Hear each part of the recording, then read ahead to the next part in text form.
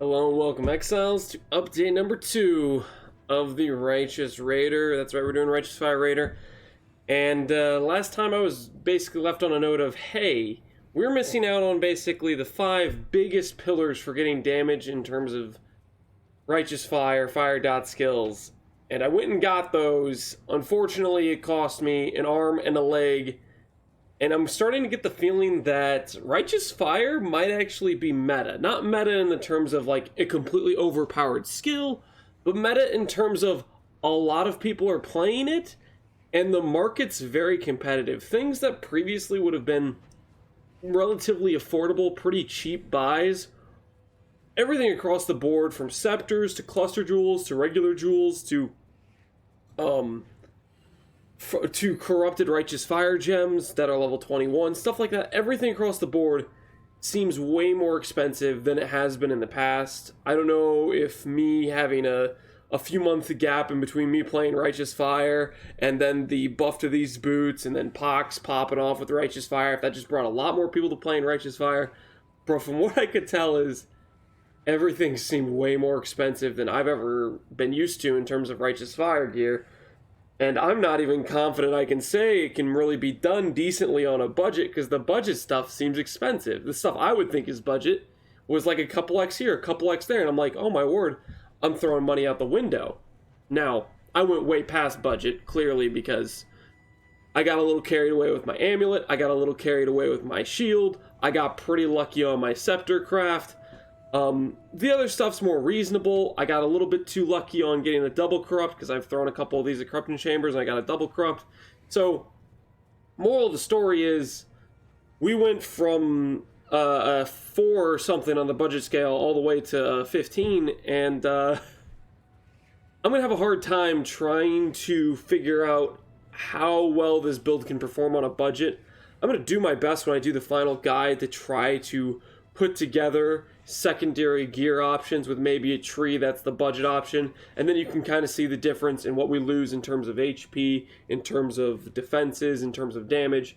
More than likely, my guess is we'll actually get a little bit more defensive, but we'll lose, I don't know, 50% of the damage, maybe more. Good chance it could be more. The reason being is, if you go to the budget option, you're looking at a replicated Sirus foible. That's way more tanky than the amulet I have here, but it's also way less damage. When I was looking at the budget option for the shield, it was going to be way more tanky because it has an extra 3 max chaos, extra 3 max lightning res, but also way less damage. Stuff like that. So we'll be losing damage, but we'll probably gain a little bit of defenses. It'll probably still be pretty cruisy, pretty feels good in mapping, but even the budget stuff I'm going to be recommending, budget in quotation marks, is going to run you 20 to 30 to 40x, I think, just because how crazy the market seems. Unless you're really willing to craft yourself, and even with crafting yourself, it's still not going to be cheap, from what I can tell. So, today we have a map, which is going to be a Warlord, and then we're going to run a Sirus afterwards for the showcasing to see, hey, this is where we are, this is what it looks like while we're doing some pretty juiced map, I guess. We got scarabs for some stuff. I went ahead and threw a sextant on all my things. I probably didn't get good sextants, but I don't really care. I'm going to do Fortune Favor the Bold, and or Fortune Favor the Brave. I can't remember what it's called. It's probably Fortune Favor the Brave. Yeah, it's Brave. Anyways, we're going to go ahead and do this mapping showcase. Just to give you an idea, I have some reviews of Righteous Fire Raider. And right out the gate, some things I think of when I think Righteous Fire Raider is, it's very, like, smooth, feels good mapping. It seems cruisy. It seems chill. You'll see what I did there. I procced Val Righteous Fire. I actually hit a Val Righteous Fire in my corruption chamber, which was quite good to hit a 21-20 Val corruption chamber with I only think I did like 7 20-20 Doriani's corruption chambers, and I think that's definitely above odds on that. I'm realizing now that with this sort of juiced mapping and then recording, I might be lagging a decent amount more than I usually am, but hopefully you can still get an idea of what this looks like while mapping.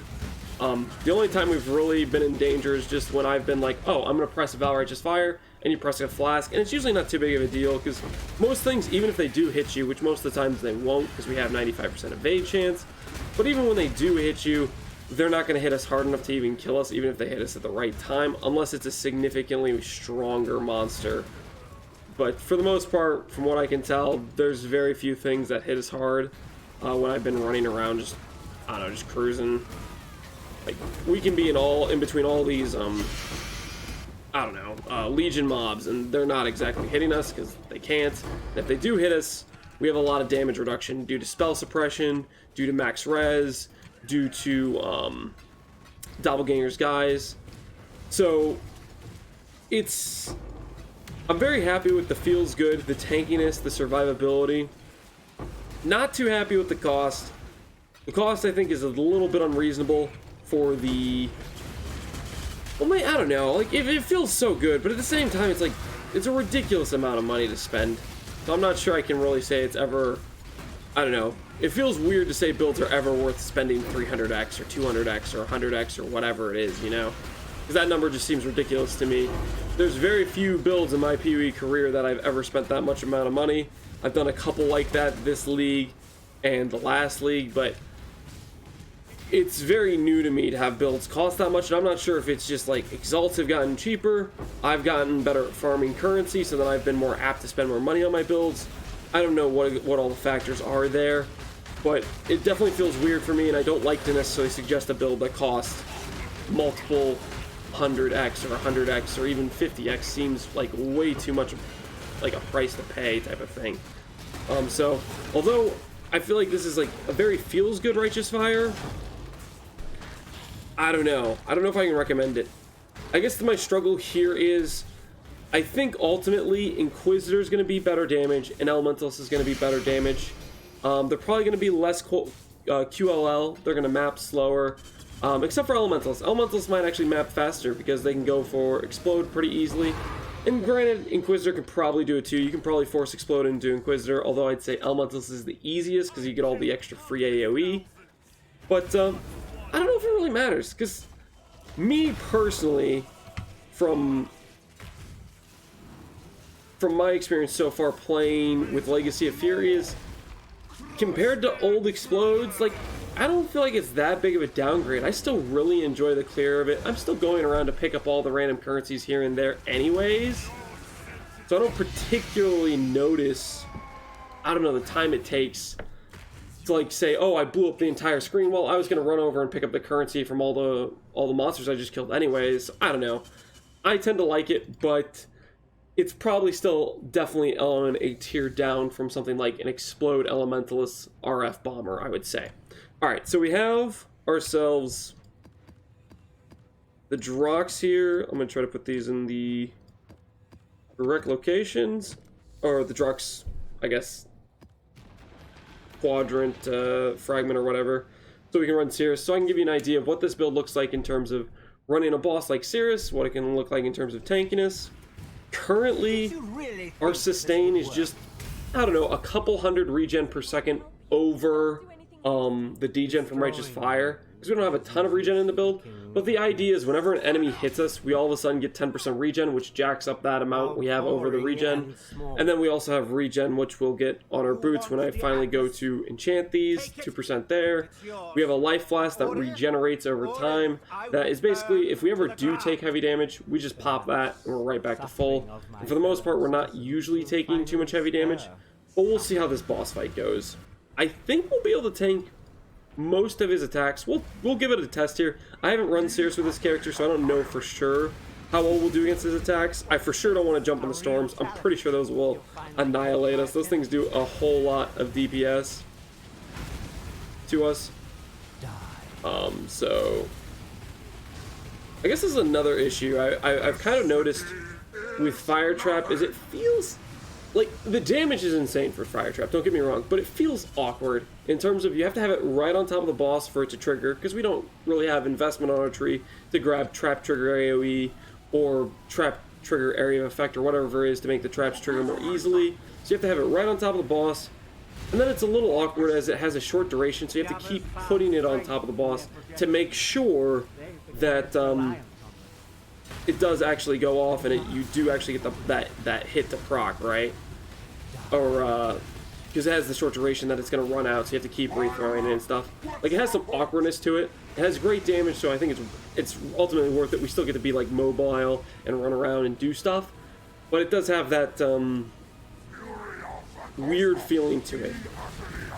I mean, ultimately, it's probably safer than something like Scorching Ray. Scorching Ray would feel more consistent in terms of getting damage on the boss, but, you know, there's balance, there's trade-offs, there's wins, there's losses to it, right?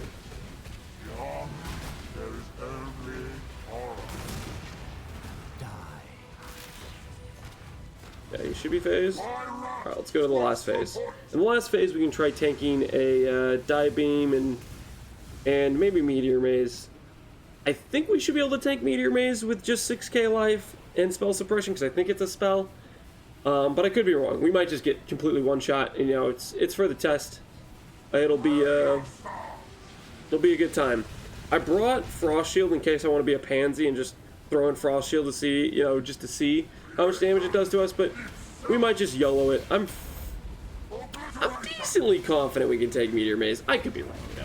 There's a good chance we can't take Meteor Maze, and I'm about to eat a death for free, but I love to do these sorts of experiments. There's no reason you should ever be tanking this sort of damage and stuff, but regardless, it's still something I like to do. I guess we get to test it early. Do we get to tank it? Let's find out real quick here. Okay, I'm kind of confused. Is that actually an attack and we can evade it? Because I swear that thing did no damage to us. I forgot I was supposed to be dodging that. Or I was supposed to be tanking that. Okay, do your Die Beam. Do your Die Beam. Do your Die Beam. Yeah, so that's what a Die Beam looks like. It's not too bad, but also probably something we don't necessarily want to tank. Okay, let's do this again.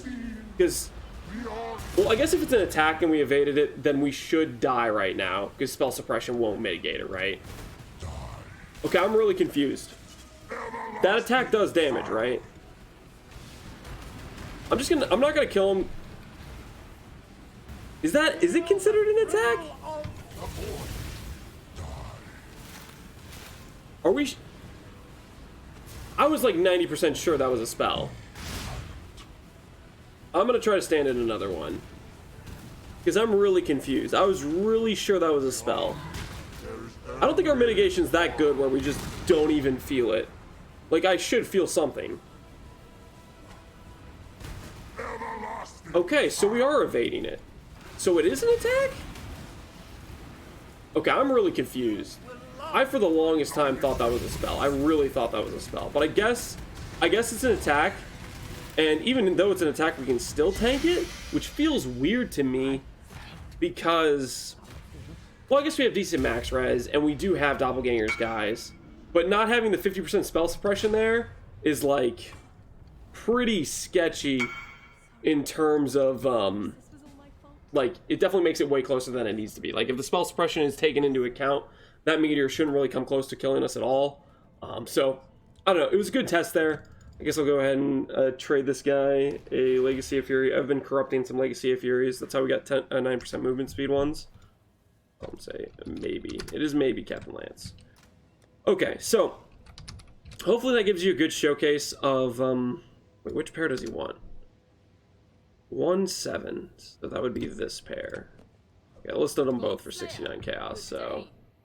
gotta differentiate the two. So hopefully that gives you guys a good differentiation on...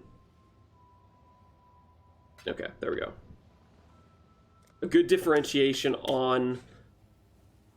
I don't know why I'm saying differentiate. A good overview of what the character looks like right now with the crazy investment we have into it. This will be the last, I think, regular update I'll do on this character. It's pretty much where I want it to be. The next video I'll be doing is going to be a guide.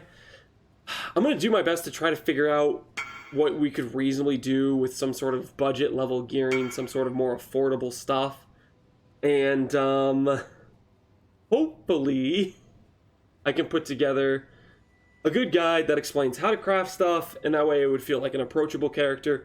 I'm also going to give some details on, I guess, my thoughts in comparison to what do I think it versus Inquisitor? What do I think it versus Elementalist? What do I think it versus Chieftain? That sort of breakdown so you can get, I guess, an idea of the comparison of different Righteous Fires that are out there and can point you in the right direction of if you wanted to play Righteous Fire the first time, what I would recommend.